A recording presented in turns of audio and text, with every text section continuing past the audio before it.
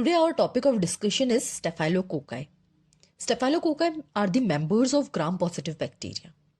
Gram-positive bacteria are fascinating organisms characterized by their distinctive spherical and rod-shaped structures. Within cocci category, we encounter the notable Staphylococcus and Streptococcus. And to differentiate Staphylococcus from Streptococcus, we need catalase test. This test capitalizes on the catalytic nature of enzymes within the bacteria. Notably, all Staphylococcus species exhibit catalase positivity, showcasing their ability to generate bubbles when introduced to hydrogen peroxide. This phenomenon arises from the catalytic conversion of hydrogen peroxide into water and oxygen by catalase enzymes. Staphylococci can be classified into three distinct types: Staphylococcus aureus, Staphylococcus epidermidis, and Staphylococcus Saprophyticus. To distinguish Staphylococcus aureus from the other two types, a coagulase test is utilized. Staph aureus exhibits coagulase positivity. Meanwhile, for the remaining two types, a novobiocin sensitivity test is employed. Staphylococcus epidermidis demonstrates sensitivity to novobiocin, whereas Staphylococcus saprophyticus displays resistance to novobiocin. And all cocci are gram-positive bacteria except Veillonella, Neisseria, and Moraxella. And they are commonly found in skin and mucous membranes like ears, nostrils, axilla, and groin.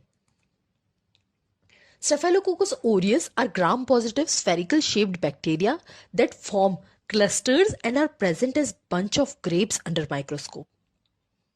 The term Staphylococcus originates from staph, signifying bunches of grapes, and coccus, denoting their spherical shape. Additionally, the name aureus derives from AU, referencing gold, reflecting their tendency to display a golden pigment. These bacteria also test positive for catalase activity. However, it's important to note their limitations. Staphylococcus aureus are non-motile, non-sporing, and test negative for oxidase activity. This is all that they have, but this is all they don't have. Staphylococcus aureus have various virulence factors which support evasion of the host immune system. These factors encompass components of their cell wall, cell surface, and toxins. Within the cell wall, they have peptidoglycan and teichoic acid, which contribute to their pathogenicity. Within the cell wall, Staphylococcus aureus have essential virulence factors such as protein A and clumping factor. Protein A plays a pivotal role by binding to the Fc region of immunoglobulins, thereby inhibiting complement activation and impeding phagocytosis. Additionally, protein A exhibits co-agglutination activity, further complicating the host immune response. Meanwhile, clumping factor A interacts with fibrinogen, triggering platelet activation, aggregation, and ultimately blood clumping. These mechanisms collectively contribute to the pathogenicity of Staphylococcus aureus. Next is toxin. There are many types of toxin like hemolysin toxin, pentanvalentine toxin, exfoliative toxin, enterotoxin, and TSST1, that is toxic shock syndrome toxin. Let's start with hemolysin toxin. The hemolysin toxin produced by Staphylococcus aureus is a pore-forming toxin that disrupts red blood cells by creating pores within their membranes, resulting in the release of iron. This iron release is crucial for Staphylococcus aureus as it utilizes iron for its own metabolic processes. And there are different types of hemolysis: alpha, beta, and gamma. The Staphylococcus aureus is a beta hemolytic bacteria. Next is pentin-valentine toxin. Pentin-valentine leukocidin is a toxin produced by methicillin-resistant Staphylococcus aureus that we'll discuss later. This toxin exhibits synergohymenetropic properties, indicating its ability to work in synergy with gamma. Next is exfoliative toxin, also known as epidermolytic toxin. Here you can clearly see it is responsible for staphylococcal scaled skin lesions, known as Staphylococcus scaled skin syndrome, SSSS. And in children, it's Retter's disease. Next is enterotoxin. There are different types of enterotoxins, from A to I, R to T, and V. It is responsible for food poisoning, and the enterotoxin A is the most common one. And enterotoxin B, it is heat stable. It means it is not destroyed by cooking, which leads to food poisoning. And the incubation period for vomiting is 1 to 6 hours. Vomiting because it has vagomimetic action. Next is TSST. This TSST1, it is a super antigen, and it is associated with prolonged use of vaginal tampons. This super antigen binds to MHC second and T cell receptor, resulting in polyclonal T cell activation and cytokine release. The diagnostic criteria for identifying toxic shock syndrome include the presence of three things, that is fever, hypotension, and a maculopapular rash, with the occurrence of 3 or more organ failures. These organ failures may involve the gastrointestinal tract, characterized by symptoms such as nausea and vomiting.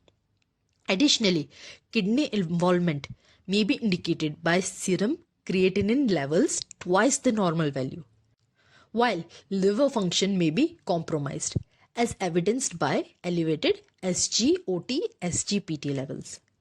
Central nervous system dysfunction may be manifested as confusions. Muscle involvement may be indicated by elevated CPK levels, and coagulopathy may be present, as evidenced by a platelet count less than 1 lakh. Now the clinical features and the causes. For the clinical features, there can be seen skin and soft tissue infection. Like here you can see this is botryoomycosis. It is caused by Staphylococcus aureus. And other than that, it can also lead to abscess and boils, cellulitis, folliculitis, and impetigo.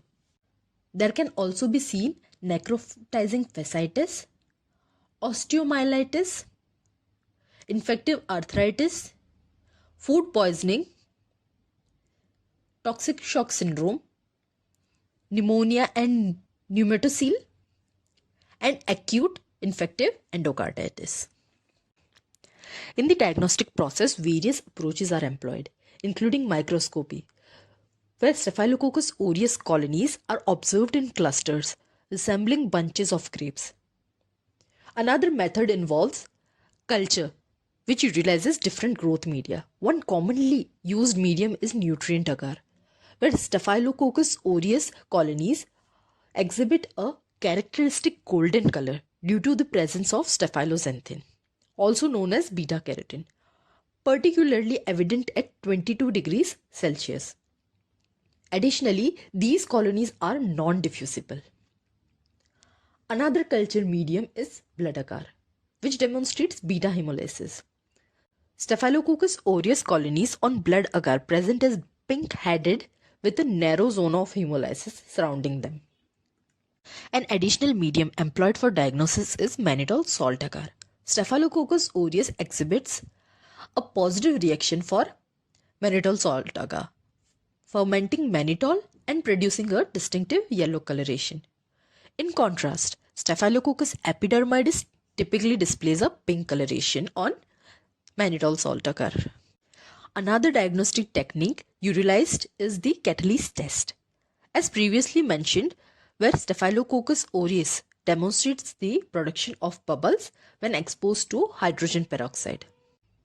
Furthermore, it also yields a positive result on the coagulase test. There are two types of coagulase test: slide test, also known as bound coagulase, and tube test, also known as free coagulase. For the tube test, human plasma is added with culture broth. Human plasma has CRF, coagulase reactive factor, and the culture, that is the bacteria, has coagulase, therefore forming CRF coagulase complex in the tube, activating fibrinogen, leading to clotting of plasma. Another one is the slide test. It is bound to cell wall and it reacts directly with fibrinogen in plasma, forming clumps. Now for the treatment, we use penicillin, which binds to penicillin binding proteins and break them. However, resistance to penicillin can develop through the production of beta-lactamase, an enzyme capable of degrading penicillin. This resistance mechanism is regulated by plasmids and can be transferred between bacteria through a process known as transduction. When resistance to penicillin arises, methicillin is often administered as an alternative. However, bacteria can develop resistance to methicillin as well, leading to methicillin-resistant Staphylococcus aureus, that is MRSA. This strain is a significant contributor to both healthcare-associated and community-acquired infections.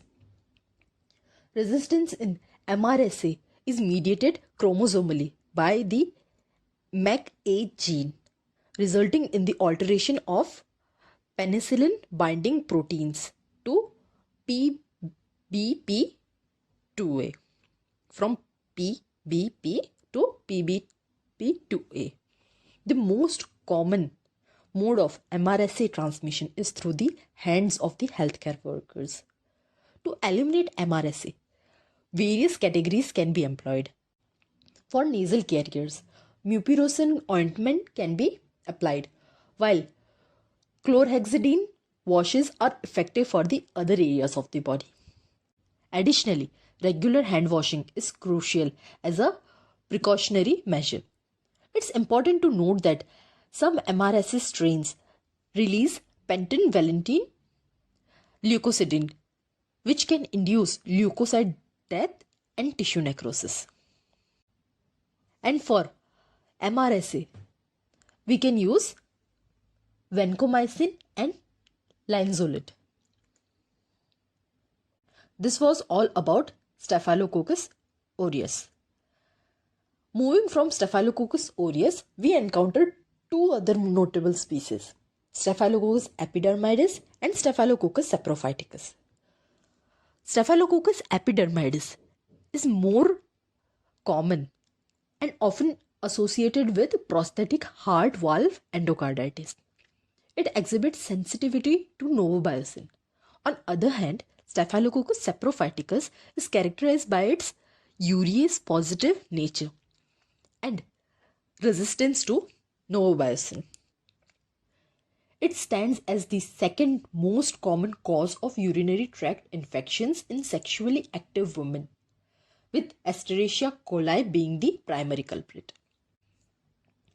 Staphylococcus epidermidis, unlike the Staphylococcus aureus, does not ferment mannitol. Additionally, it has the ability to evade the host immune system by forming and hiding within biofilms. Now we complete our discussion with the three key Staphylococcus bacteria, that is Staphylococcus aureus, Staphylococcus epidermidis and Staphylococcus saprophyticus. Let's summarize by highlighting their key similarities and differences. Firstly, all the three bacteria share the characteristic of being gram-positive and spherical in shape. While both Staphylococcus aureus and Staphylococcus epidermidis possesses virulence factors, it is noteworthy that Staphylococcus epidermidis is generally considered to be less virulent in comparison. Staphylococcus aureus is capable of inducing severe organ infections through the production of toxins like toxic shock syndrome toxin. Staphylococcus epidermidis exhibits the ability to evade the host immune response by forming and residing within the biofilms. On the other hand, Staphylococcus saprophyticus is commonly found as a part of the normal flora in the female genital tract and perineum. Staphylococcus aureus produce toxins which can cause staphylococcal scaled skin syndrome and toxic shock syndrome. Staphylococcus epidermidis facilitates colonization of surfaces of prosthetic material and IV catheters. Meanwhile, Staphylococcus saprophyticus is the common cause of cystitis, especially in sexually active women. Staphylococcus aureus has MRSA strain, which poses a significant change to hospital hygiene and infections control protocols. Staphylococcus aureus is positive for mannitol salt agar, whereas Staphylococcus epidermidis does not ferment mannitol. And this Staphylococcus saprophyticus, they are novobacillin resistant and urease producer. Now moving towards the last thing, that is treatment. The preferred antibiotic for treating Staphylococcus aureus infection is usually penicillin or clindamycin. However, for MRSA infections, vancomycin and linezolid are typically used. Similarly, for Staphylococcus epidermidis, penicillin or clindamycin are often chosen. But in case of methicillin resistance, vancomycin or daptomycin may be required. In contrast, for Staphylococcus saprophyticus infections, antibiotics such as first-generation cephalosporins, amoxicillins, fluoroquinolins, nitrofurantoin, and TMP SMX commonly utilized. That concludes our discussion on Staphylococcus. I hope you found the information helpful and informative. If you enjoyed this video, please consider supporting our channel by subscribing for more content like this. Thank you for watching.